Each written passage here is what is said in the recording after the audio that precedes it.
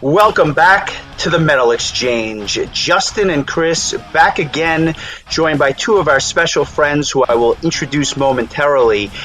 This is an episode that I have been looking forward to for a very long time. It has been years since Chris lambasted Among the Living by Anthrax. We're finally back again. We're doing Anthrax. We're covering The Sound of White Noise going back to May of 1993. It is about time. But before we get to all things Anthrax, Chris, how are you, my friend? I feel like lambasting is like a little bit harsh, considering I gave the album, I think, a 5 out of 10, which is like pretty much average. I will say I liked it. Okay, looking at the rest of your scores, that is markedly below average. It's not Celtic Frost, but it is not far off. Yeah, I just thought it was fine, but even a little boring at times. So I was looking forward to listening to a different album from Anthrax, and particularly during this John Bush era, because I'm such a big fan of Armored Saint, and so I'm so excited to talk about this album with our friends from the MSR cast. How are you guys doing, Carrie and Sean? Carrie, I'll start with you. How's everything going with you? I'm good. I'm super excited for this episode. This is I was thinking about, this is my choice of what we were covering, and I thought about some other bands. No Monkeys tonight, not even a Monkeys cover song. So you're welcome, Sean. But I wanted to try to, change your mind a little bit about Anthrax. I know you might not like the Belladonna era, the early thrash era, and this album completely different. So I'm really looking forward to your opinions. Excellent. And Sean, how are you? I'm good. I want to take complete credit for putting the kibosh in anything Monkeys related this time. He did. Staunchly refuse to do that. Well, you have the honor of giving the all-time lowest score to anything on this podcast, which even beat out Justin and I's distaste for Celtic Frost. So, cheers to that. But yeah, you deserved a break this time around. You don't even like Celtic Frosted Flakes? This is going to be an interesting one for a lot of reasons. First, it's our first long form discussion of John Bush. Second, it is 8 years after Among the Living, so things have changed in Queens, New York, where Anthrax was based out of. But I'm going to get to all things Anthrax in a second. I want to talk about some new stuff that came out over the course of the last week or two. I was not prepared for the new DGM album. I don't know if anyone had a chance to hear this, but the new DGM album, Endless, was just quite frankly not what I was expecting. This is a band who, for the last 20 years, has been very consistent at the forefront of the prog metal scene, releasing just very solid, well-produced, well-thought-out prog metal albums, some better than others, but by and large, you knew what you were getting from this band. So I put it on with the expectations that it was going to be another album in a long string of successful DGM albums. What I got was the second coming of Spock's Beard, and I'm not saying that's a bad thing. I love Spock's Beard. We've covered them on the podcast, but this was like, there were flutes, there were backing vocals that I wasn't expecting. I mean, this was literally something out of like 2002 era Snow Spock's Beard, and I just wasn't ready for it. Did you guys have any idea that this album was going to be going in a bit of a different direction? I'm not sure I fully digested it yet. I don't hate it. I actually rather like it. It's just not what I was expecting when I put it on. That's the second time I've actually heard that comparison today. I haven't heard it yet. It's on my list now.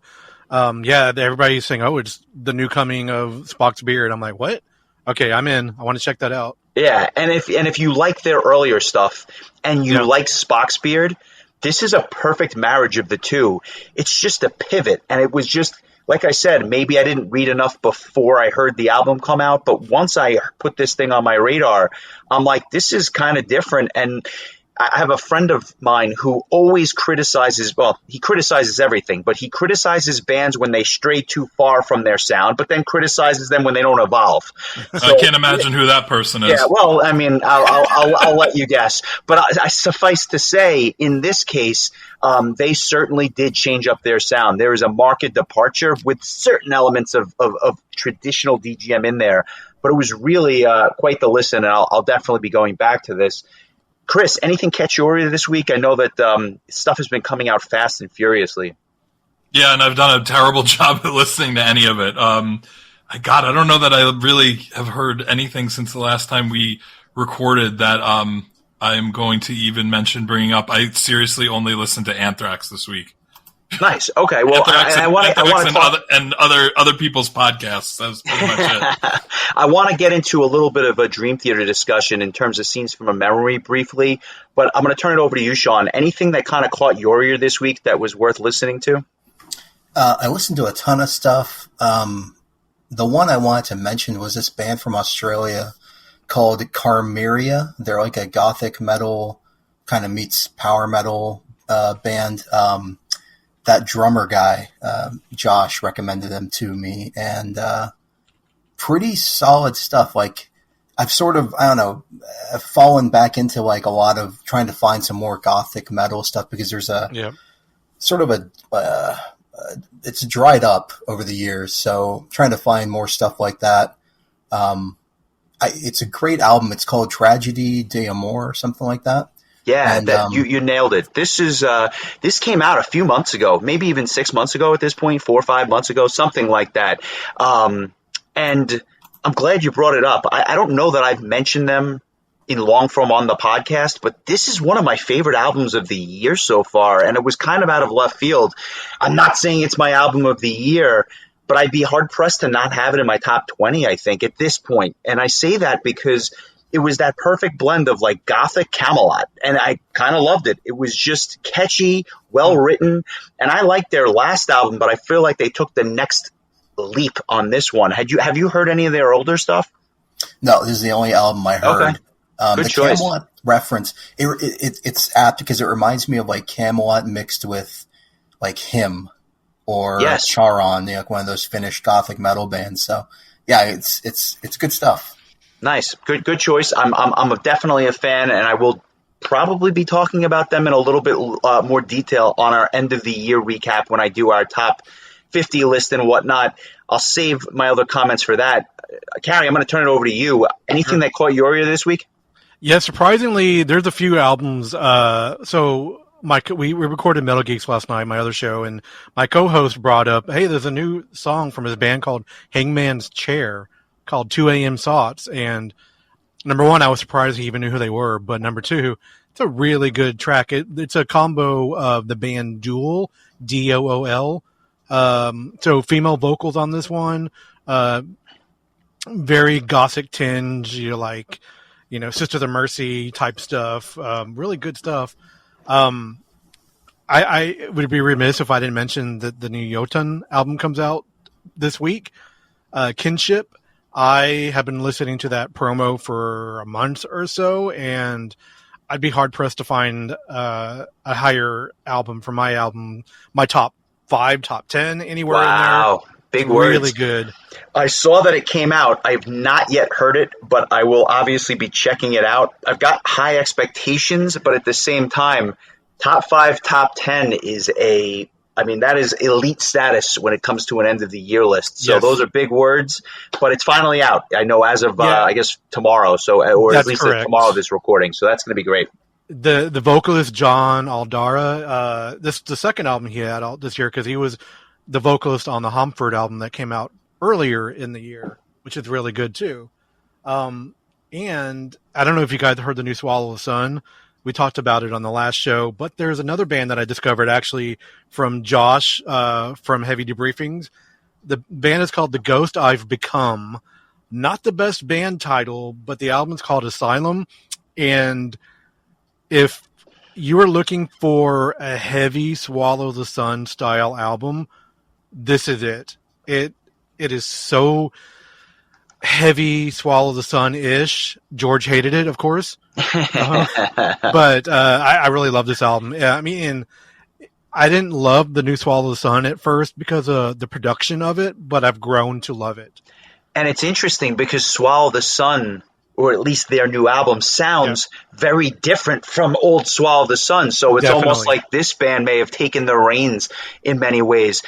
The Swallow the Sun, just while we're on the topic, was a little bit jarring to me just because another band that kind of went in a direction that I was not expecting. Much like the DGM, they went more for like it still has the gothic overtones and stuff like that, but it's just the way it's produced. It's not as heavy. It's a lot of clean vocals, predominantly clean vocals. Yeah. And it really reminded me more of what Catatonia has been doing as opposed to what so for all those reasons, an interesting listen, but I was not familiar with The Ghost I've Become. I will check that out and definitely post one of their songs this week on our show socials. So that's great.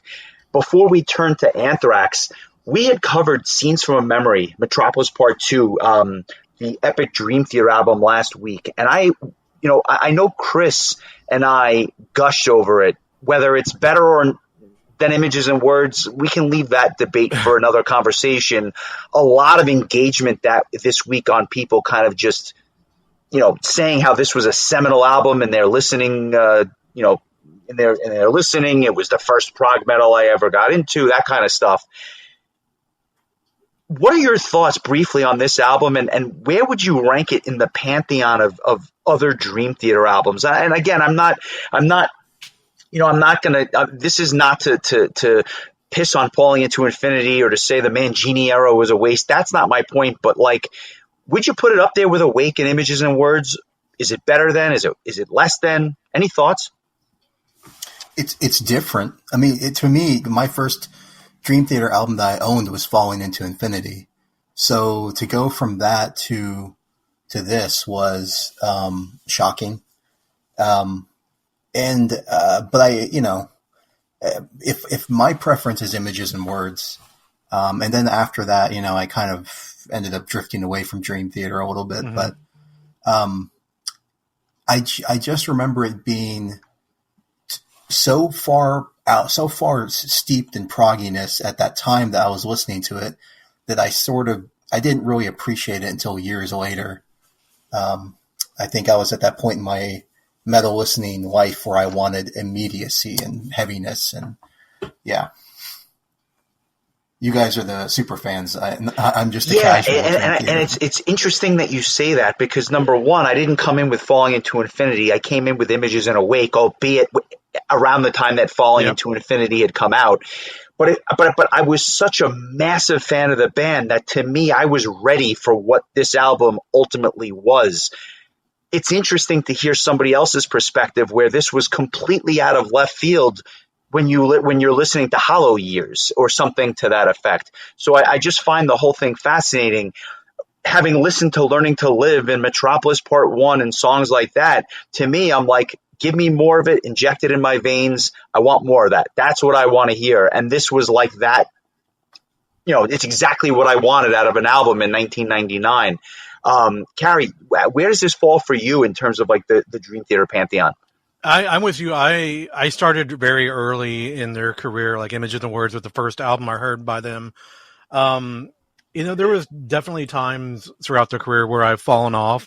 But I really do like this album. It was very concept heavy, which they've done concept songs before, but never really to this degree.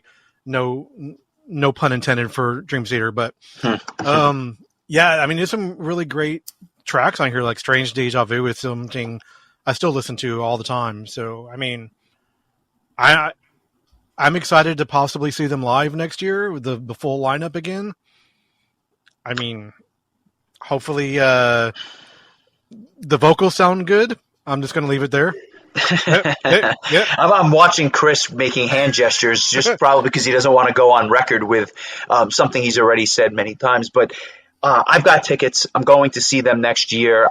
I know that they played London last week or earlier this week. I did not see the set list. I'm looking forward to being very surprised when I go see them at Radio City Music Hall in New York City. I have modest expectations for the set. I have modest expectations for the vocals. I have extremely high expectations for the user, the virtuosity and all that. I know what that is going to be. But the reality is this, even though I've seen this band more than any other band, especially being from New York and all, I'm just, I'm a fanboy, even if it is really just something like 4 or 5 albums. And again, I've listened to all the other stuff, but what they did in the 90s is nothing short of, a run of albums that I would put up against anybody's, Falling Into Infinity included, although obviously a departure from the rest of that decade. Really interesting stuff. So I think we just wanted to kind of get into that for a little bit.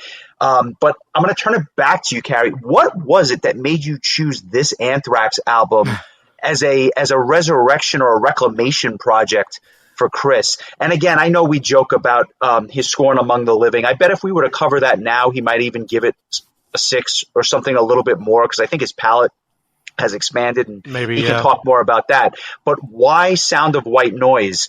There's a lot of Anthrax albums out there. So this is actually one of my top 5 albums of all time. You talked about it's their comeback in a way. The last album was Persistence of Time, which I loved. And they spent a lot of time working on this new style, this new sound. And they found the perfect vocalist with John Bush. It wouldn't sound good without him. I've seen Anthrax perform only live with Belladonna. It just doesn't really work. Interesting. And I was going to ask about that because it's funny. Certain bands look for clones when they want to replace a singer. I mean, they're looking for dead ringers. And in many ways, I'll get one example would be Camelot. The way that Tommy Karavik sings Roy Khan is about as close to Roy Khan as you're going to get outside of the singer from Black Fate, which probably would have been the best choice. But I digress. It's a very similar sound. John Bush sounds nothing like Joey Belladonna. You couldn't come up with a vocalist that sounds anything, outside of that ballpark. But the interesting thing, though, is, Chris, you're an Armored Saint fan. I mean, by and large, you like John Bush. So I wouldn't be surprised if this album does better for you than the Belladonna stuff we've covered. Yeah, it just spoiler alert, it's going to be a significantly higher score for me than the 5 that I gave. My work is done. Among the Living. Yeah, so if nothing else, Kara, you've succeeded. Happy birthday. But I absolutely love, I think John Bush's vocals, were one of the things that drew me into Armored Saint when I first started listening to them. And trust me when I tell you, I was very late to the party with Armored Saint. But when I saw that they were playing at Prague Power one of the years, I started listening to kind of some of their better, more well-known songs in the back catalog. And I was like, holy shit, this band is damn good. And then I saw them live and man, they really put on a hell of a show. John's a hell of a front man. He was like going out into the crowd, like really, really impressed with them. And I didn't really ever realize that Anthrax had a vocalist change until a few years ago. I think around the time that we recorded that first episode on Anthrax, and somebody had reached out to me, or even Justin might have said something like, there's a whole other era of Anthrax that might be more up your alley. And I listened to this album right around that time, and I don't really remember. I don't remember listening to it but my iTunes says that I listened to it at that same month that we recorded our that first Anthrax episode. And so I didn't even have to go and buy it or anything. I already had it. So I got digging into it, and I listened to it 5 times in the last 4 days. And each time that I listened to it, I just enjoyed it more and more. And I think that the thing that I was harping on when we were talking about that previous album, Among the Living, is that I thought it was lacking in a melodic sound. It was just very just straight up thrash, and I wanted there to be more melodies and have more of what I love about power metal, that it has a little bit more things that kind of hook you. And this was I think I had mentioned to Justin earlier in the week, I can't believe this is the same band that recorded that album. It's like two different bands. This is way more along the lines of Armored Saint than Among the Living era Anthrax. It's a heavier album without having to be fast, which I think Persistence of Time, their previous album, was the same way. But this is like, you asked me earlier, this came out right around the time that I graduated high school. And this was when grunge was like sort of starting to take over. I wouldn't call this a grunge album, but tonally wise, it's closer to some of that stuff. The producer, Dave Jordan, he was known for all that kind of stuff. But it's just there's catchy songs on it. They're heavy at times. The lyrics are really good. It might be one of their most popular songs is Only from that era. From people know Anthrax, they know that track. Usually. It's interesting. And somebody had commented in one of our Patreon members had said, "Don't call it a grunge album." And you know what? He's right. I don't think it's a grunge album, but I think that there are grunge elements on some of these tracks. Not all of them. Some of them are actually reminiscent of older thrashy Anthrax, in my opinion. And we'll go through track by track. But some of these tracks, there are bands that I hear that were contemporaries at the time, and I'll mention them when we get to those tracks. Yeah. But it's interesting because it pulls in from a lot of different influences. Sean, I want to just ask you, did you get it? Were you familiar with this album when it came out, or when did you first hear Sound of White Noise? And was it one of the first Anthrax albums you've heard, or kind of tell me your story with the band? This was the first Anthrax album I bought. I bought it on cassette used. And I did it because, knowing Metallica's biography and like the idea of like Slayer, Megadeth, Anthrax, Testament, all these bands that I should know as part of a metal education. So I got this one. This was, I think, around the same time I got Armored Saint. I didn't realize, I think for a time they were the same singer. Symbol of Salvation. But a great album. I was going to say, and something that we have to actually cover, Chris. It's been on my list for a while. Now I have to wait a bit because we're not going to do two Bush era albums back to back, but great album. Go ahead, Sean. I don't mean to cut you off.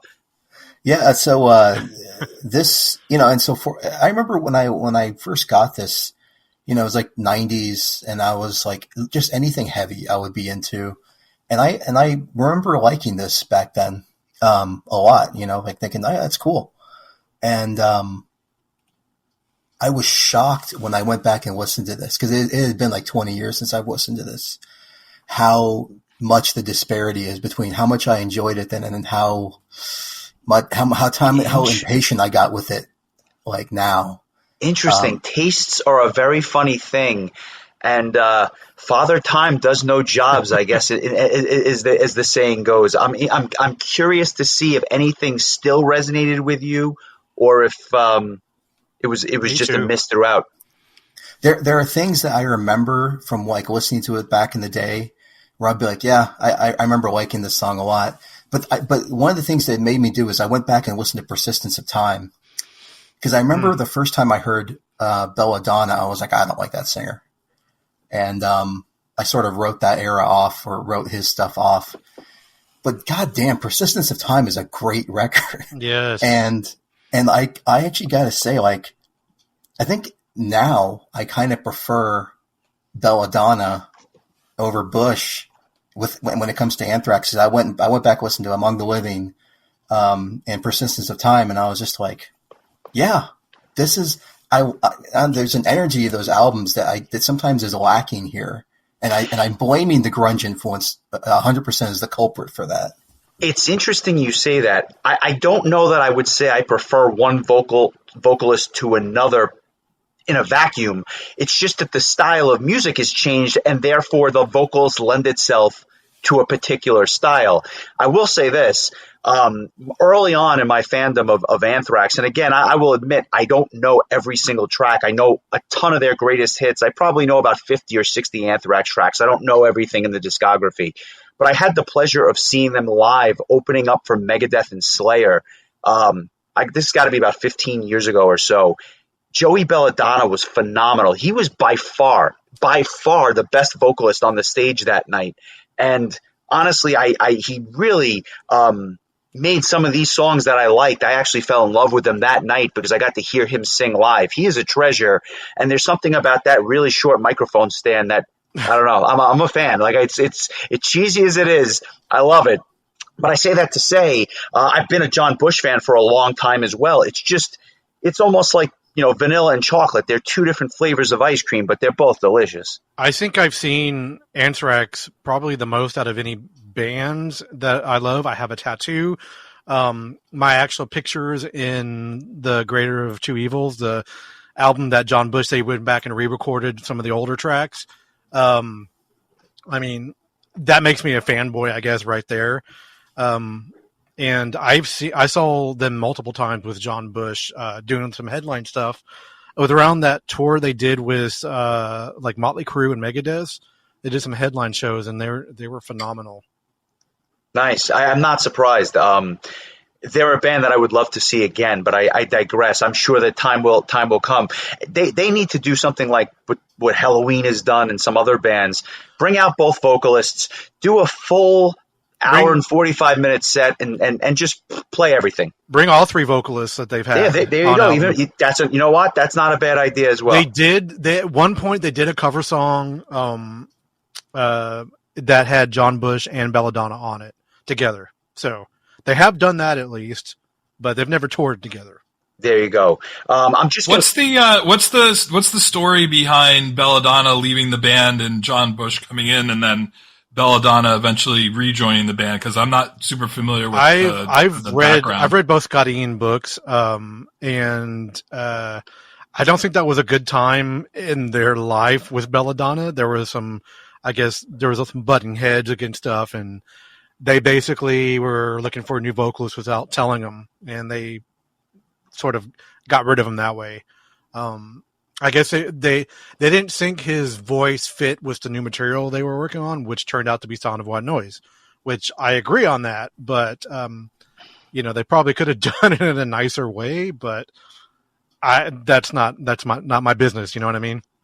Yeah. Times definitely are changing by 1992 when this was recorded. Yeah. I'll just set the stage so that we can get some of the history out of the way. The album comes out May 25th of 1993.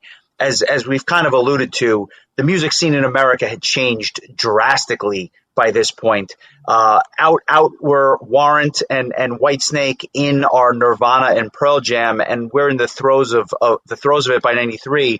By 94, Green Day was on top of the charts and stuff like that. So we're in the midst of a musical revolution. But yet this album debuts at number 7 on the Billboard charts, which is fascinating given all the stuff that was coming out around this time in Utero and other albums. The personnel, obviously, John Bush, as we mentioned, on lead vocals, Scott Ian and Dan Spitz on lead guitars, Frankie Bello on bass, and Charlie Benanti on drums, of course.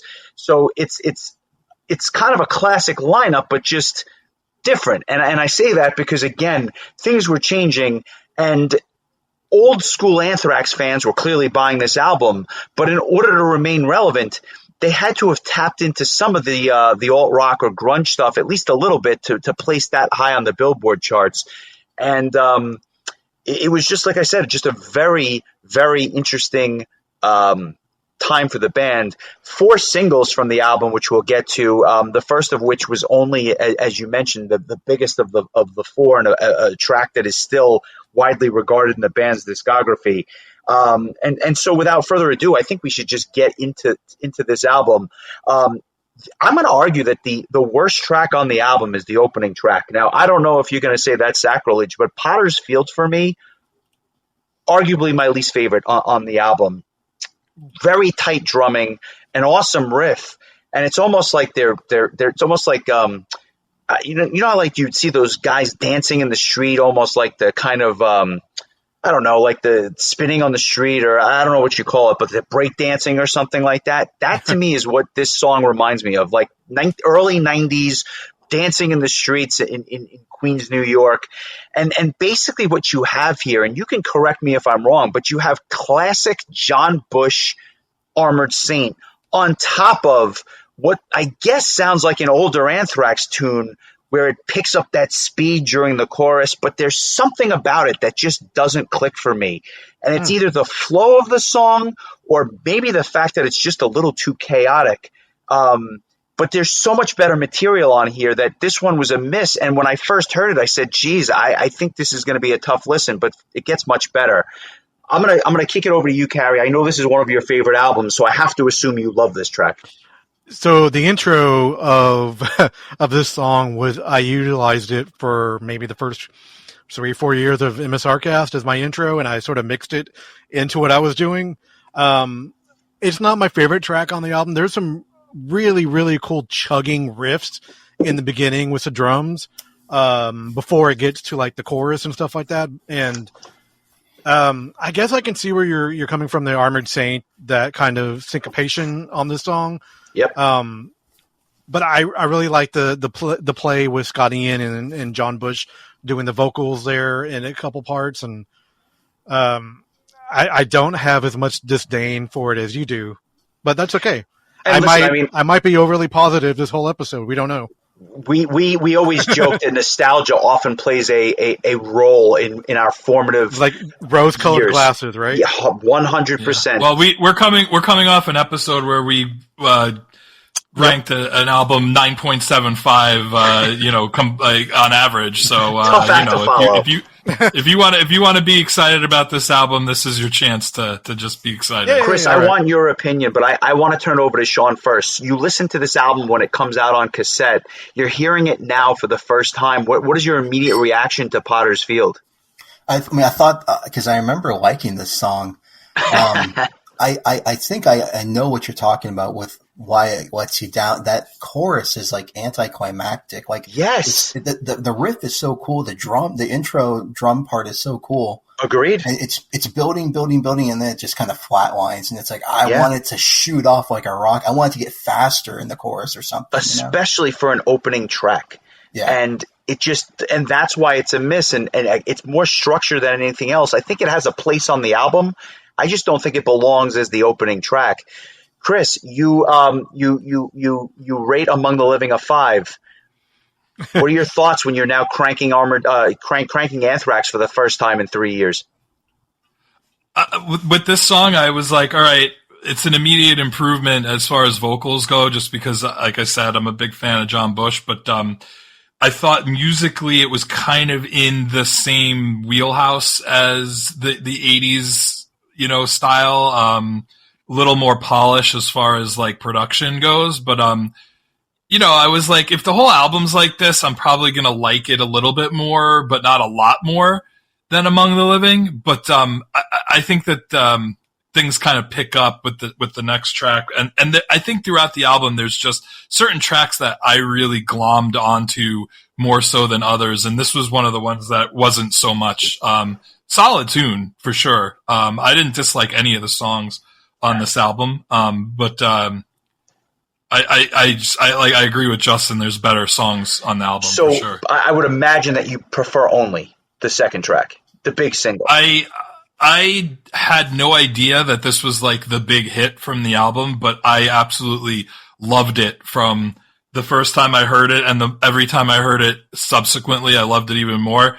It's my song of the week without a doubt. I love this tune. It's going to be like one of my favorite tracks from this band, and that I discovered through this podcast. So a little bit early on, but it never none of the other songs really resonated with me quite as much as this one did. I just think that it's just so memorable. The hooks are there. Like I love John's vocals. It just has more of what I'm looking for in a metal song than the previous track. And this is like, now I'm like, all right, I think I see what, Carrie's been getting at for these last couple of years. I love to hear you say that. This song, definitely you said it was one of the most well-known songs, but it's a perfect, I hate to say that this way, but it's a perfect pop metal song that can just transcend any kind of people's opinions on metal or whatever. It's just catchy. The song, the lyrics are great. What it's about, it's just a fun song, and that only chorus that'll get stuck in your head forever. Let's give Only a listen. We'll come back and we'll share the rest of our thoughts on this one.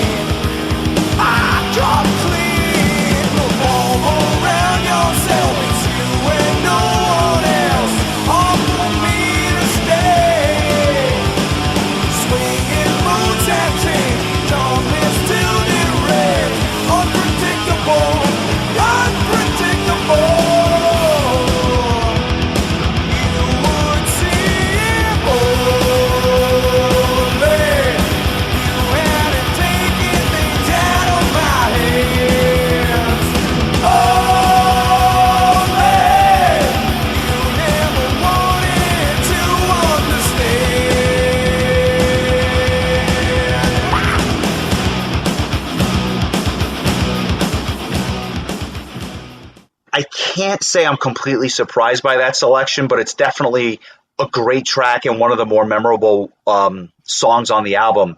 What I heard more than anything was, ironically, Cryptic Writings Megadeth era. Like a thrash band who's now gone in a bit of a different direction, not like off the beaten path, but writing more commercial rock songs. And that's what I heard with Only.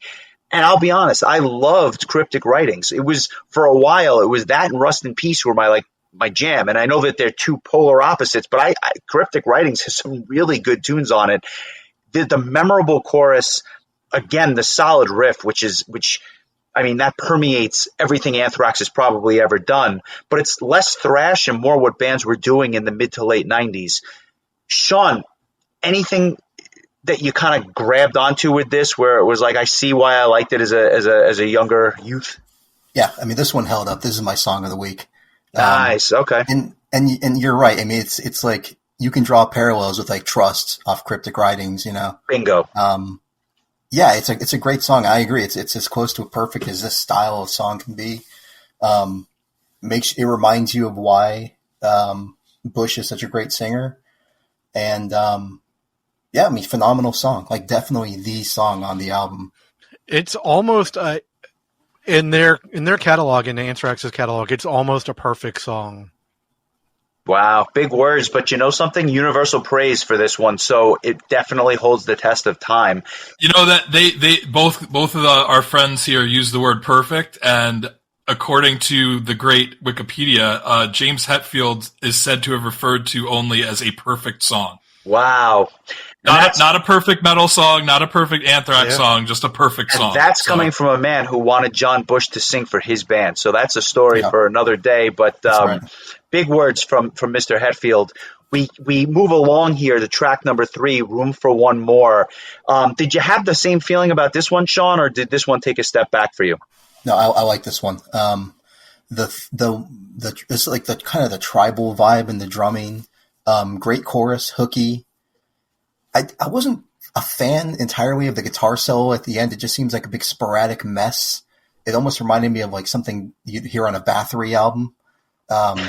So I just think like that, if I'm going to nitpick, like solo could have been better.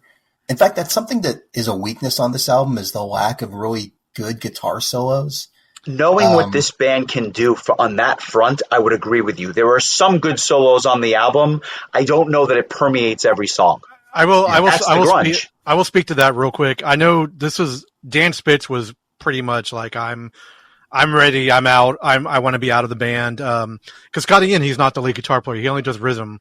Mm-hmm. So in the next couple albums that they did with John Bush, they actually got guest people to come in. They got new guitar players. So like Dimebag did a lot of solos on the next couple albums, but yeah, I think Dan Spitz was just ready to go make watches somewhere and be done with it. Yeah, entirely possible. You can hear it. You're right. Do you like this track, Harry, or not so much? This would probably be my second choice for my track of the week. I do love this song a lot.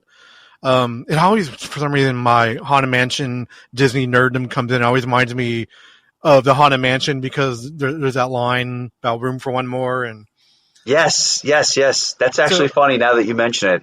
Obviously, having just come back from Disney yourself, I'm sure it's fresh in your mind. Totally fresh in my mind. Chris, I'm going to assume you like this one as well, because in many ways it has a similar feel to Only in terms of the structure and that sort of a thing. Yeah, I did like this one. It reminded me a bit of going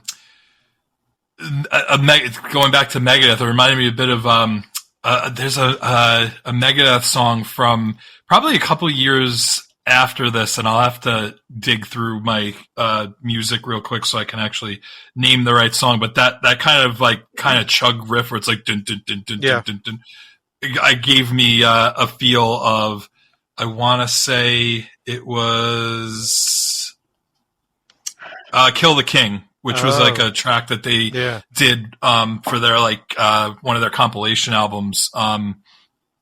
So yeah, I love the some of the I don't know if harsher is the right word, but just kind of like more strained vocals I think are really kind of awesome. So yeah, this was definitely two in a row that I enjoyed quite a bit. Not quite as much as the previous track, but I like this one quite a bit as well. So a lot of people I'm sorry, I didn't mean to cut you off, but a lot of people don't give Charlie Benante enough credit because he writes a majority of the music for the band. Being the drummer, he writes it all on guitar and then continues on, but he writes a lot of the, especially starting in this era. That's why you start to hear some of the later albums they're heavy, they're fast, but they all have like this style to it, you know? Yeah, I've yet to opine on this. I'll just say this. It's my song of the week. I loved this song. I liked Only a lot, and I can understand why you guys both chose it. But then it just, to me, it goes from not so great to really, really good to fantastic. So let's go listen to Room for One More. We'll circle back, and I'll just kind of wrap up my thoughts on this one, and we'll forge ahead.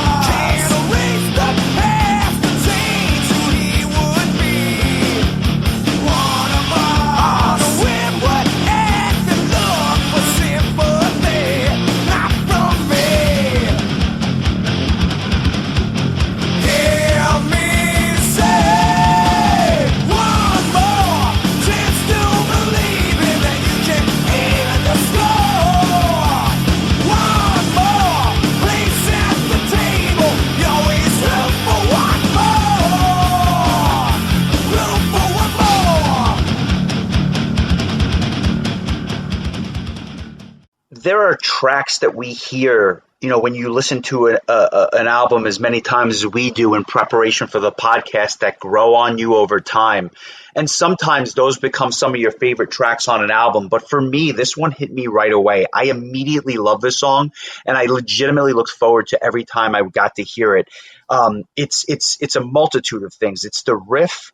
It's that punchy bass, which kind of permeates the entire song, and that chorus. I love the chorus on this. It's my favorite chorus on the album, and I thought that the production overall on this track was just stellar. Just an earworm is the word I would use. Just an absolute earworm of a track. And it really made for an interesting first three songs of the album because they're all kind of different from each other. And I like them to very varying degrees. So very interesting stuff.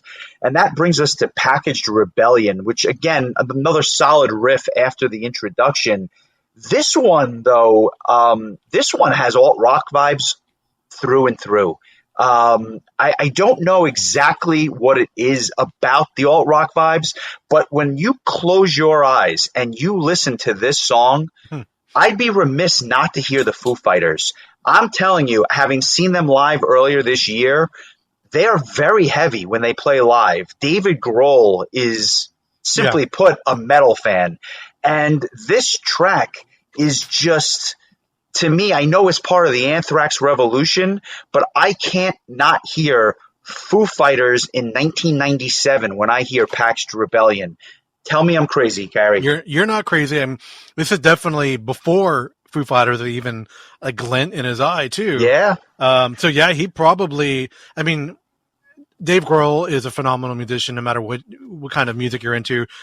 His Probot album was his love letter to metal, and yeah, I can totally hear. Now that you've mentioned, I would love to hear them cover this song.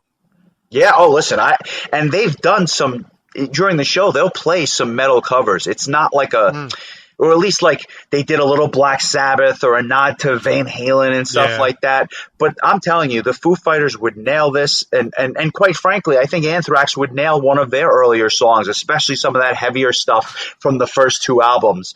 That's another band we need to cover in long form. I'm going to turn it over to you, Sean. Your thoughts on Packaged Rebellion.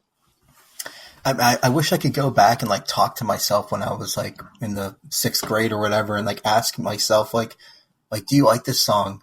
Because I don't. This is my least favorite song on the album.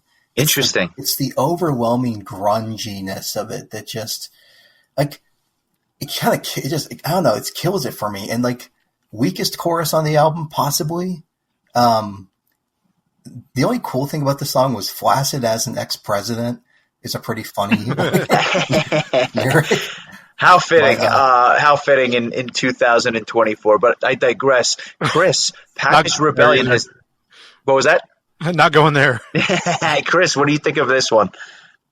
I like this one. I think because of the kind of grunginess to it. I was thinking that like had I heard this album when it came out, because this is kind of like when I really was starting to listen to just like radio music and stuff that was popular. Like, I think I would have gotten into metal at an earlier age, like, because this would have been a good like starter album for somebody who's into, just rock music or hard rock music or alternative or grunge or whatever. This would have been perfect, I think, for just like a gateway album. But I enjoyed this song. I think it's pretty good. It's I believe it's one of the longer songs on the album, but I think it's got a cool chorus. I enjoy the kind of the guitar riff that like kind of follows the song through. It's a good song. I think up to this point, I'm in agreement with Justin. Like Potter's Field was probably my least favorite of these first 4 tracks thus far. Carrie, are you a massive fan of this one?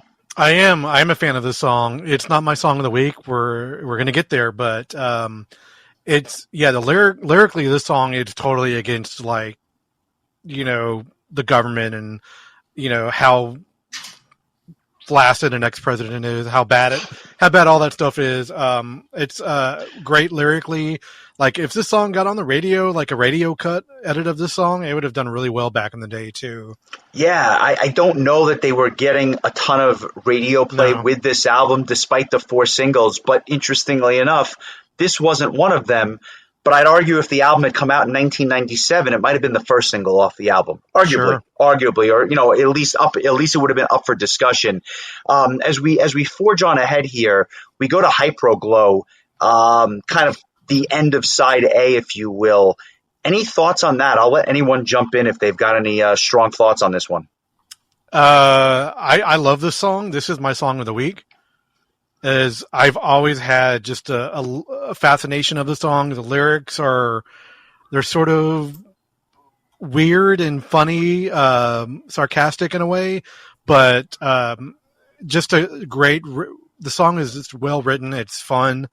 I mean, you can't not sing "You Got That Look, I Want to Know You Got That Hyperglow," which is based on, like, if I remember correctly, an old like shampoo commercial or something like that. It reminds me of like Coming to America with the guy that sells the Soul Glow. Soul Glow. That's what every time I heard it, that's what I was thinking of. Although I know there's no connection whatsoever. Let's give it a listen. We'll come back and share the rest of our thoughts.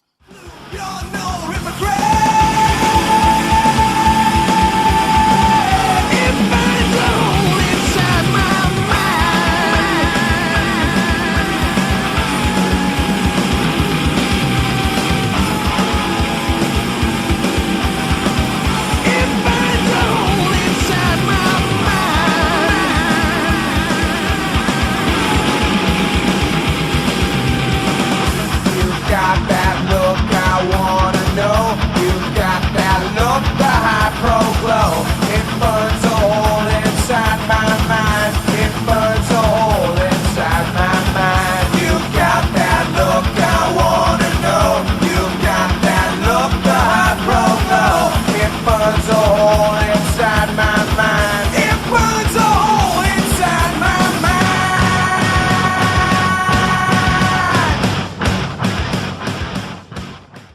excellent choice. I was wondering if there was going to be any overlap, and obviously there was with Only, but this is a cool choice.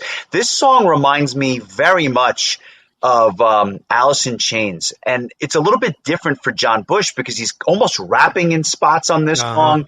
It's kind of a solid thrash tune that's a callback to some of their earlier material, but mixed in with some elements that were really prevalent in the 90s. Powerful vocals, very, very powerful vocals. And I love the drum fills. And you mentioned it, Carrie. Charlie's drumming, let alone his songwriting, underrated, especially when it comes to thrash, because it was not just fast for the sake of fast, but some of this stuff is really almost progressive in a way. Chris, your thoughts on Hyperglow? Solid tune. I like this one. Another, I think, memorable chorus.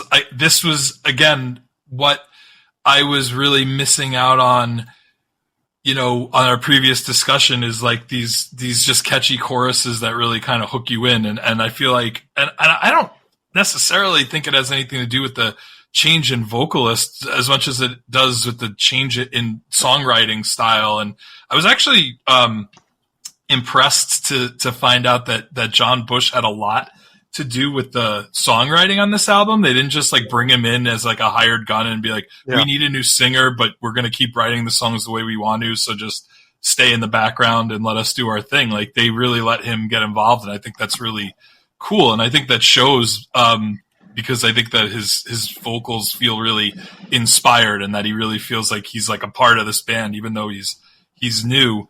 I guess like now is as good a time as any to ask those that might be more knowledgeable than I am, what was the reaction of the diehard Anthrax fan base? Because, God knows when there's a major personnel change like this, there's always going to be some pushback. I'm looking at you, Blaze Bailey.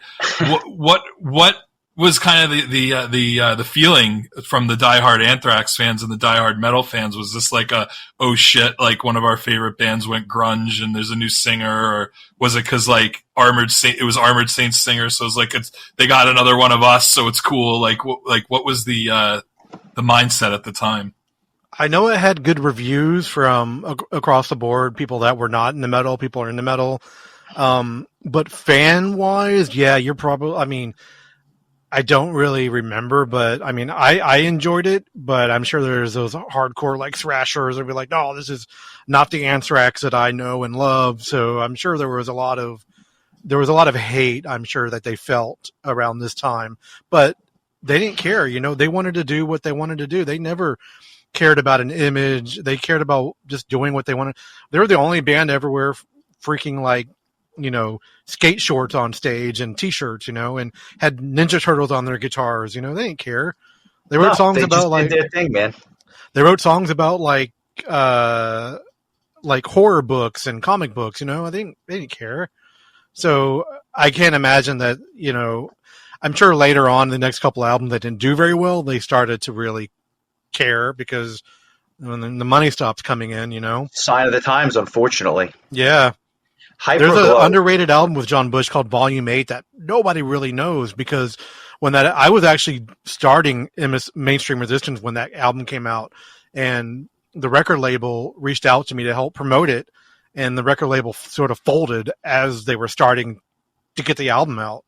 Wow. So it's a very underrated, unknown album. And I think they even did a music video on that album, if I'm not mistaken. I forget what song it was, but it just never saw the light of day, and it was almost like Father Time was passing them by. Sean, Hyperglow, any thoughts on this? I like it. Cool chorus, very Alice in Chainsy on the verses and stuff. It's a good song. I could see when I was doing multiple listens of the album how sometimes I would feel like there's a little bit of repetitiveness, like the chorus was being slammed in there too much. But that's a minor quibble. On the whole, I think it's a good song. So nice. I don't disagree. I definitely hear the Alice in Chains on this as well.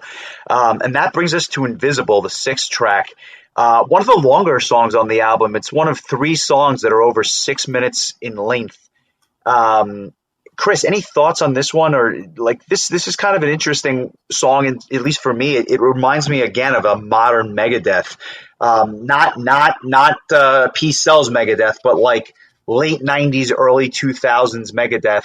And quite frankly, if it had been on Risk, it would have been the best song on the album by a country mile. But I digress. Your thoughts on Invisible? It's very like kind of straightforward and driving, and like I feel like it's deliberate, I think is a good word for it. Like it feels like they're trying here to do. This one's a little bit more for the old school fans. It's a little less melodic, I feel like, and just a little relentless. more. Yeah, that's a good word for it. But it's very thrashy and very relentless, and just I think it's more akin to, you know, the Anthrax that I didn't enjoy as much as, you know, the Onlys of the world. But that said, it's still, I think that John Bush has this kind of charm that makes songs, you know, better because he's a part of them. So like I said earlier, I don't really dislike any songs in this album. I think this is a solid one, not one of my favorites. I actually like the next track quite a bit more, but it's good. I'm not going to really have anything negative to say about any of these tracks. I'm going to kick it back to you, Sean. At least for me, it's kind of a catchy chorus, but at the same time, I think that there were progressive elements on this song in that it was a little bit all over the place, and maybe that's why it didn't resonate with you as much, Chris, because I agree with you. It harkens back to the older Megadeth in terms of the construction. Was this one of the ones that you kind of cringed over, Sean, or was this one of the ones that you're like, you know what, this still holds up rather well? No, this is one of the ones that triggered my memory of listening to this album back in the day, because I remember my thought back in the day was, man, this sounds like a Metallica song. Like this sounds like something that was left off the Black album. He's got like a Hetfieldian thing going on with his voice, especially in the chorus. So I kind of like this one. It's not the best song on the album, obviously, but something, I don't know, nostalgic about it for me, I guess. Like because it brings me back to that time when just listening to heavy music, as long as it was heavy and just, you know, distorted guitars, I would listen to it, whether it was Europe or, you know, Armored Saint or whatever. So on that simple level, it reminds me of Metallica, I guess. It's so funny you mentioned Metallica, because you've heard the story that John Bush was asked to sing for Metallica at one point, and he turned it down. Imagine what that would sound like. This is that song right there, right? Right, yeah. Yeah, well said. It reminds me of Load, like something off of Load or Reload. Yeah, like I said, I mean, I was saying like late '90s Megadeth. I'll accept late '90s Metallica as well. It's what all the thrash bands outside of Slayer were doing by 1997. So it's interesting because in many ways we kind of criticize Metallica and Megadeth for selling out and not playing stuff like Master of Puppets or Peace Sells. Meanwhile, Anthrax was doing it before those bands in 1993. So it's interesting in that regard. Carrie, talk to me about 1,000 Points of Hate. What are your thoughts on this one? This is, in my opinion, one of the more underrated tunes on the album. There's some energetic parts of this song. It's not blazing fast, but it's really heavy. And that energetic bridge at the end is just really, really top-notch stuff. This one grew on me a lot, especially the chorus. I do love the song. I love the guitar intro on the track. This is the only song that actually has scratching on it from Terminator X from Public Enemy, which they used him in another track. It was like a bonus song. I love this era of the band, all the weird cover songs that they did during this time. They're pretty great. But yeah, it's just a great song through and through. It's just the drum beats, the syncopation that he uses. It's just one of my, not my favorite, but one of my favorite. It's hard. It's like picking my kid now. Yeah, well, listen, that was me last week. I totally get it. Chris, Sean, jump in. 1,000 Points of Hate. Sean, go for it. I agree. The bridge is great. It's kind of my favorite part of the song. Everything else, this is one of those songs where I would listen to it and I'd have to go back and hit repeat to go, okay, I didn't really catch anything in that song. Yep. great intro, and then everything else, it sort of blurs together, and then I get to that bridge, and it's like, oh, okay, that's cool. Now I realized that was scratching in the bridge.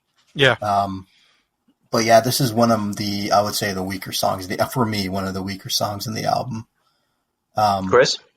Yeah. I really like it. I think just the way that it comes in, it's just got like this energy to it. The way that it starts with the just that guitar riff and the drumming. I don't know. Like I was like excited to hear the song before it even really got started, just because this intro I think just had an energy to it that I liked a lot. And then once it got going, it was just a real like headbanger. Just had, I don't know. I would say this was probably my runner-up for Song of the Week, or at least like in the top 3 or 4. Wow. I just like this one quite a bit. Nice. I'm glad you liked it. I'm a little bit surprised. Not that it's a bad song. It's just, I didn't think it was, I don't know. I guess it was just not as catchy as some of the other ones. I think that for me, Black Lodge, the next track, is really one of the more disappointing ones as well. The verse, first of all, it starts off with a Western vibe, which is, and I'm watching Carrie's face, and I see the disappointment in his eyes. Let me just walk you through my rationale. It starts off with like a country Western vibe, which is interesting, but out of left field completely. The verses scream Alice in Chains, and there's like this slow, almost whiny quality to Bush's vocals that I just hear Lane Staley the whole way through. This to me is like the forgotten track on Dirt, just not as good as the tracks on Dirt. And so, I don't know, it builds to this really understated chorus, which I don't particularly love, and it's just takes a while to get there, almost like an Anathema song where you're just waiting for the payoff, and it just never quite gets there for me. It's just not a remarkable song. I would say it's decent, but it's not good or very good. Tell me I'm wrong. Okay, you're wrong. I'm waiting for it. Give me. What am I missing here? Just a little eviscerate him. No. Not going to do that. Everybody is entitled to her opinions. Right or wrong as they may be. So this song was actually written about the show Twin Peaks. The whole lyrical concept of the song. It was actually the score conductor, Angelo Badalamenti, who just passed away in the past few years, actually co-wrote this song with the band. If you ever saw the music video, do you ever remember Dharma and Greg? The girl who played Dharma, this was the very first thing she ever did was this music video. I mean, I can see why it's different for you.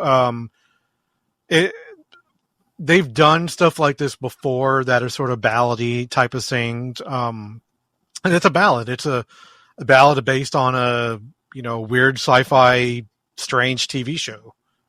And maybe you just didn't. If you look at the lyrics, did you ever watch Twin Peaks? I didn't, and maybe it's the reference, which just and maybe that's part of it. But I don't know. It just I like it better than Potter's Field. It just was not a hit for me for some reason. And again, I'm not. If I loved and gushed over every track, it would be a 10 for me. It's not going to be a 10, but it's a good album. It's just this is one of the tracks that kind of lost me a bit. I'm going to go out on a limb and say Sean agrees with me, but I want to hear it from him. No, I agree with you. I mean, because it has a potential. It just feels like everything needs to be tightened up a little bit more, especially the chorus. The chorus, it's so ill-defined. There's not like a melodic through line that you can follow. Everything just needed to be written tighter. That's the only way I can describe this song. It's a nice change of pace, like in the album, where it is in the placement of the album. But this one was a miss for me, unfortunately. So we have a bit of a split here, Chris. I'm going to go to you as the final arbiter. Who's right? I'm with Carrie on this one. I think this song is awesome. We got okay, interesting. What about it kind of attracted you?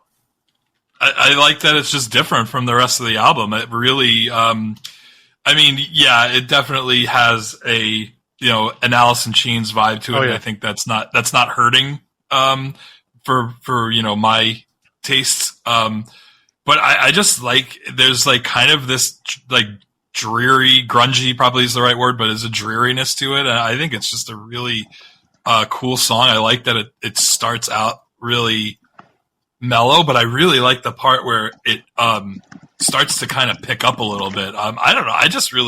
I thought this was great. I thought just because it distinguished itself from the rest of the album in such a way that was actually memorable. So I'd never watched Twin Peaks, so I'm not even going to use that as a reason. Like I just think it's a really cool song, and there's probably something else that it's reminding me of that I can't quite put my finger on, but this was a very pleasant surprise, because marching through this album up to this point, like all the songs have been really pretty heavy and pretty ass kicking, and so this one really, I think, was nice that it wasn't just one full album of bangers. There was just something a little bit more chill. So this was probably one of my favorite songs actually on the whole album. There's another version of this song called Black Log Strings Mix, which is a little bit different in the way it's put together. So you might, if you like the song, I would check out the secondary version of it, which was like on singles, but it's on Spotify if you listen to like the expanded album. Interesting that this was really one of the more divisive tracks on the entire album. This one caused some controversy. I'm going to turn it back to you, Carrie, because the name of this next track is something that I've been thinking about all week, and my lack of high school chemistry is I shouldn't say my lack of. I guess it's I really didn't take it, in college, and maybe it's showing. What is the compound that this is supposed to represent? Sodium pentothal. What is that? I didn't pass that class either. I don't know. Well, you're one step ahead of me. I bet our friend Google would know. Isn't that the stuff they used to do lethal injections or something? I think so. Oh, that makes a ton of sense. This is for lack of a better word, we now know exactly what the sodium thipental, not to be confused with pentoorbital or phenoorbital. Sodium pentanol is obviously a reference to the Anthrax song, and then apparently it is for anesthesia. So There you go. Learn something new here at the Chemistry Exchange. It's for anesthesia pulling teeth. Yeah, there you go. Another thrash reference with Metallica. Chris, what are your thoughts on this one? Because I hear something, and I'm curious to see if anyone else picked up on it. This was not one of my favorite songs, and it has nothing to do with my love of Breaking Bad and this not living up to the chemical equation I was hoping for. It's just, again, kind of going back to that more traditional thrash style that I am looking for, kind of more melodicness that I'm not quite getting. So it's fine. Like I don't dislike it. I just I feel like it kind of wakes things up again after that more kind of mellow tune, previously. What did it remind you of? Yeah, I'm interested to hear. So, and obviously I want your thoughts on the album as well, but when I hear this song, this is like the perfect example of that interplay between thrash metal and punk. This song is really a punk song more than it is a thrash metal song, although I think that there's obviously discernible overlap, and I rather enjoyed it. I mean, I hear elements of the Ramones and some of that, 70s and early 80s punk scene and stuff like that. I think it belongs near the end of the disc. It's very well placed, but I was surprised over the course of the week that it kind of grew on me. You really hear like that young John Bush, or he doesn't have the miles that he has on his vocals now, although I still think he sounds great. But there's this toe tapping quality to it. I thought it was a cool song, but I hear a punk sound to it, which is something I really haven't been able to say on the podcast, and we're approaching 250 episodes. I think if you look in a lot of their music, there is that New York thrash has a lot of punk influences, and you're right. Definitely. You hit it right on the nail there. Right, it's a lot of that. The Scott Ian backing vocals where it's definitely. I love the song too. It is one of my favorite songs on the album. If you ever heard that MD45 project that Dave Mustaine did, stuff like that. Yes. Yep. It reminds me of that type of era. Yeah, and it just something a little bit different, and it kind of stood out to me because for that reason, it was just a little bit different than the rest. Sean, any thoughts on this one? I like the energy of the song, but I do wish that the riffs were a little bit more memorable, I guess. There was, the energy's cool, but there's nothing to grab onto here. Chorus, I thought sort of lacked a lot, anything in the way of a hook.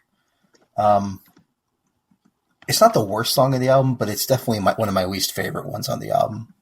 All right, fair enough. I can totally understand that. Chris, did I let you chime in, or any thoughts on this one? No, I already talked about it. Okay, very good. I didn't know if there was anything else. Yeah, I agree with you that there's definitely a punk, tinge to this. I definitely would agree with that. I actually thought also the start of the following song, Burst, kind of almost gave me like an Offspring kind of vibe, even though the Offspring really weren't on the radar just yet. They were kind of an indie punk rock band at this time, but I got a little bit of that on the next track, just the way it started with that kind of, again, that kind of punk rock energy. So not to jump too soon into the next track, but that's kind of what I was thinking. I'm curious about this because I actually have in my notes, does Chris enjoy this? Because I got a similar vibe, and I don't mean that as a bad thing. I just, like, when I heard this song, I thought of you. I thought that there was a chance that this might even be your song of the week. It's kind of fast. It's kind of heavy. It's the shortest track, which is interesting because the next track becomes the longest track on the album, and they're back to back. But what also I hear the punk here, but it actually reminds me of a lot of their older stuff, which was kind of short, fast, quick bursts, no pun intended. Did you like it? Because if you did, we may have to go back to some of the Belladonna stuff, because this is kind of, maybe of all the tracks, the most reminiscent of the older Anthrax.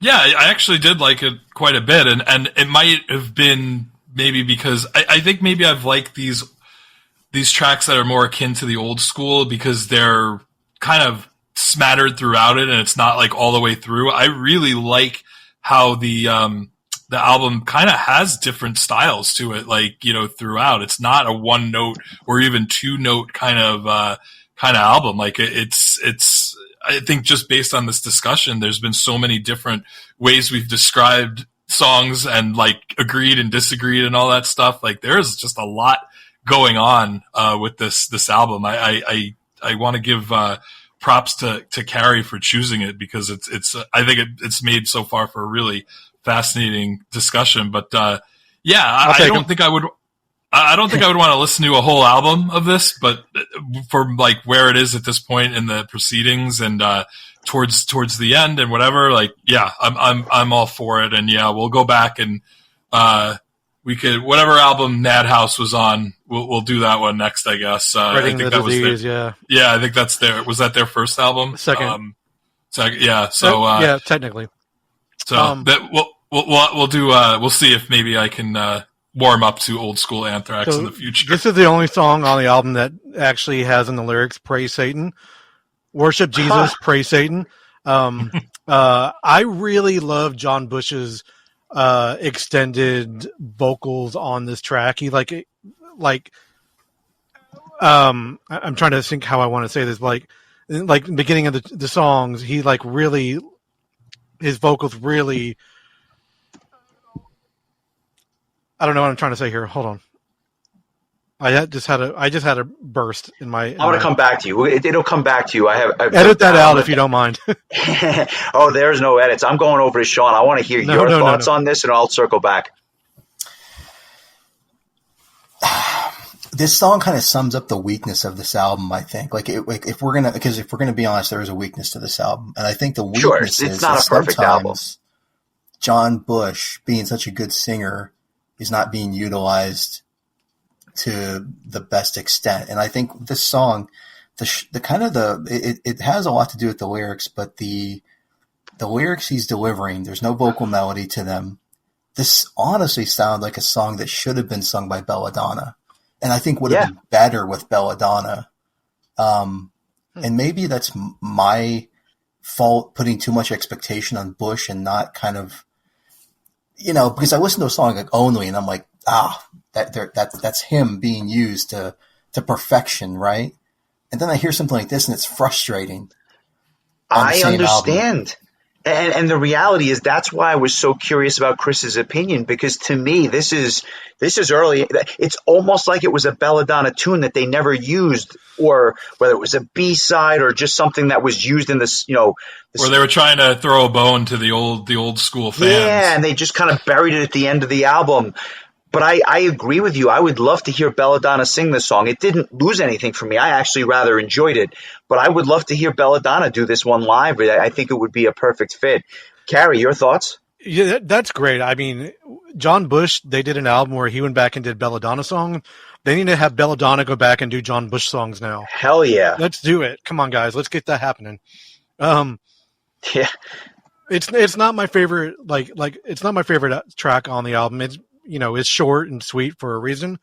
But yeah, I mean, it is reminiscent of the old Anthrax, like the faster speed metal version of them, Yeah, no, I agree, but it's also, they didn't lead with it. They buried it towards the end as the 10th track, right before this epic, and I use that term in quotes, but it's a nearly 7-minute song. This is not an exit. Kind of a repetitive tune that ends this thing. It's interesting because it's got a bit of an odd cadence to it. It's mid-paced, but it's still kind of all over the place, which keeps things interesting. But you know that this is not an exit by the end. If you're going this way, you are going the wrong way. John Bush makes that perfectly clear to you. I love the bridge, how it's just the drums and the bass that kind of carry that part of the song. And it has one of the better guitar solos on an album where there aren't a million good guitar solos. Not my favorite song, but I can't imagine the album ending any other way. So for that alone, I'll give it a little bit of a check mark next to it. I want to hear your thoughts as we wrap this up, Sean. Does it end strong, or is it just like another track on a decent record? It's not a great ending song because I think it could have been cut by like 3 minutes. It's the chorus is okay actually, but everything else is just sort of rambling, and it is repetitive. Repetitive without a point to it. It's not even hypnotic. It's just sort of I don't want to use the word annoying, but I guess that's the closest thing I can think. It's a little bit agitated. Definitely repetitive. I totally understand why you could say if they trim the fat on this, maybe it's a better tune. But I almost give it a pass because it is the last track, so it's like they're going for something a little bit bigger than, I don't know. But I appreciate what you're saying. It's definitely not my favorite tune. I'm going to turn it over to Chris briefly because I want Carrie to wrap this thing up as it was his album of the week or album choice. So Chris, do your thing. So it's an entrance, right? Yeah. Or are we just trapped? I'm kind of with Sean on this one, to be honest with you. Like I just feel like it never really comes out of like second or third gear. Like it's just okay. But it's probably towards the bottom of the songs that I enjoyed on the album, and so for that reason, I don't really love it as a last track. I guess being that it's the longest track, it kind of makes sense to be at the end. But I just didn't love this one, to be honest with you. I'm kind of and rather than belabor the point, I'm just gonna like circle back to what Sean said. It just kind of was repetitive without being, dynamic or hypnotic, I think was the word that he used. I'm kind of on the same page with him on this one.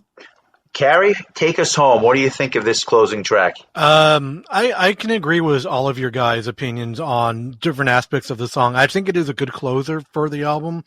About 5 minutes into the song, he starts doing this this really cool drum beat. I agree with Sean. It could have been trim the fat a little bit, cut the gristle off type of deal. But I don't know. I think they wanted to have a longer song to close out the album.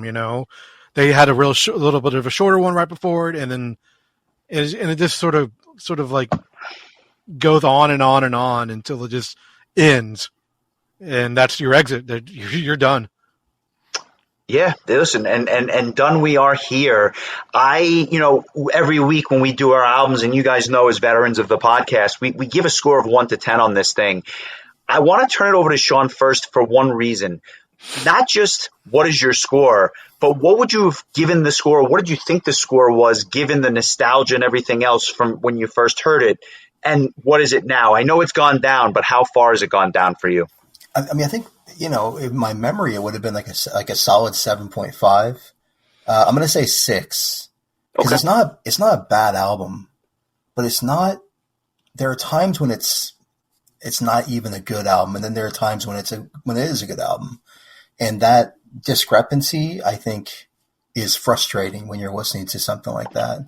I mean, we all listen to so many new albums every week where we know a kind of album is weak in some points or whatever. We can pick it out right away. And we know that when an album is strong, it stands in our memory. And so when I have problems remembering parts of an album, that usually is an indicator that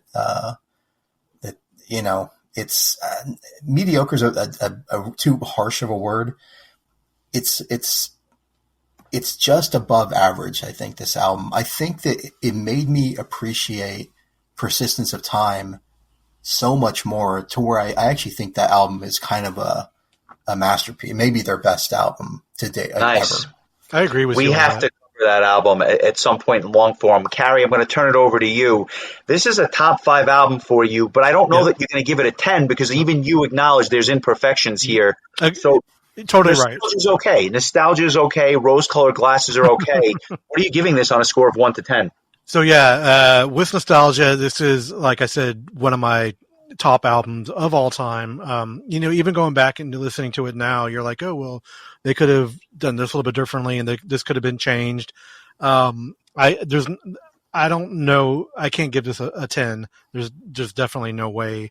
So for me, I'm going to give it a 9. All right. I think that speaks to a little bit of nostalgia, but at the same time, I don't think a 6 is an unreasonable score because there's some good material on here. It's not a perfect album, and the band probably has better albums in the collection. Although for Chris, this might be a 12 at this point. I'm not sure. What are you giving this on a score of 1 to 10? I'm going to give it Sean's original thought, 7.5. I think that the songs that I really enjoyed really pulled the score up. I think that if the album was a lot of the more like old school Anthrax type of songs, that it was just like that the whole way through, and you didn't have songs, like Only or Black Lodge or 1,000 Points of Hate that like really kind of changed the perspective or just the vibe of what Anthrax in my head was all about. It probably would be closer to Sean's 6 or maybe even my 5 that I gave Among the Living. But some of these better songs, coupled with my love of John Bush, that's kind of where I'm landing on this one. And so, yeah, to me, it's markedly better than the previous album we discussed. And it has restored my faith in Anthrax. That's mission accomplished on that front. I'm a little lower than you. I'm at a 6.75. I think it's a good album. I think it's far from perfect, but there was a number of songs that I really was able to sink my teeth into. I think the production is pretty good for an album that came out over 30 years ago. I mean, this was at that point where we were still having some of those production issues from the mid and to late 80s and whatnot. It's good. And honestly, if for no other reason, I think I think it gives me hope that when we cover another Belladonna album, you might actually like it if we pick the right one. So that will give us hope for the future. Our scores are not that far apart. I think that we all like it for different reasons and appreciate some of the subtleties here. But I want to thank you guys for joining us. Before I have everyone listen to where they can find you and listen to you guys, I just want to talk a little bit about what we're doing next week by request. It is the first week of the month here at the Metal Exchange. We are doing an album that I think we've actually gotten multiple requests for at this point, if I'm not mistaken. And it was an album that quite frankly, up until this week, I had never heard. And it's and it's a genre that we haven't done in a while either. So for many reasons, this is going to be a really interesting discussion. The album is Nightwork. The band is Diabolical Masquerade. We're doing black metal next week on the Metal Exchange. And not just any black metal, but some symphonic, cinematic black metal, which is got some comedic elements in certain spots as well. This is a really trippy album, and I look forward to covering it at long form. Chris listened to 10 seconds and shut it off to listen to Anthrax, so that should tell you what his thoughts are in a nutshell. But he's going to have to listen to this thing a bunch of times because there is a lot of meat on the bone and a lot to digest. And for those that don't know, it's really it's a two-man project. It's Blackheim, who does all the instruments, and Dan Swano on drums. I mean, this is a trippy release that's going to be a fun discussion. But before we talk about all things Diabolical Masquerade next week, Carrie, Sean, where can they find you guys? Give us your socials, give us your podcast information so that everyone can listen. Yeah, well, thank you again for having us on this episode. Of course, you can find us on all the socials at MSRcast, msrcast.com. You can find our sister show, Metal Geeks Podcast, on all those places. If you're on Facebook, come join the Metal Geek Society. And that's it for us. We're about to do episode number 300. Probably this coming week. So look, we're trying to come up with something cool for that, I think. Sean, where can everybody find your writing, which I find absolutely fascinating? It's at themetalpigeon.com. I have a kind of a weird piece up on power metal ballads right now, which I'm surprised people are reading. I thought that I would be the only person who read that. But I'm at the Metal Pigeon on Facebook, Threads, and Instagram. Awesome. Chris, any last words before we let everyone go? Yeah, I just wanted to kind of just thank our friends for joining us. We both really enjoy what you guys do, and we love having you guys come on here. And especially for me, I think you with your choices really get me to kind of listen to stuff that's wouldn't say is necessarily outside of my comfort zone, but it's outside of my knowledge base, and it helps me fill in some of those blanks, especially from a time where I hadn't even started listening to metal yet. So I appreciate that. So that's just your way of calling me old, right? Nah, you're not that much older than I am, so I wouldn't worry about it. I want to thank you guys because I love the format of your show. I listen to it every week, and I do appreciate you guys bringing us on. And on that note, I do have some other ideas for some albums that might be a little bit weird for you. Cool it. No, not pull it. We're not doing that one. All of a sudden, Sean drops off and he's like, "I'm done. No more monkeys." But Carrie, maybe me and you do that one by ourselves. Yeah, that'll be a special episode. Yeah, crossover. Thank you guys again. We really appreciate you jumping on. This was fun. I'm sure we'll be doing it again.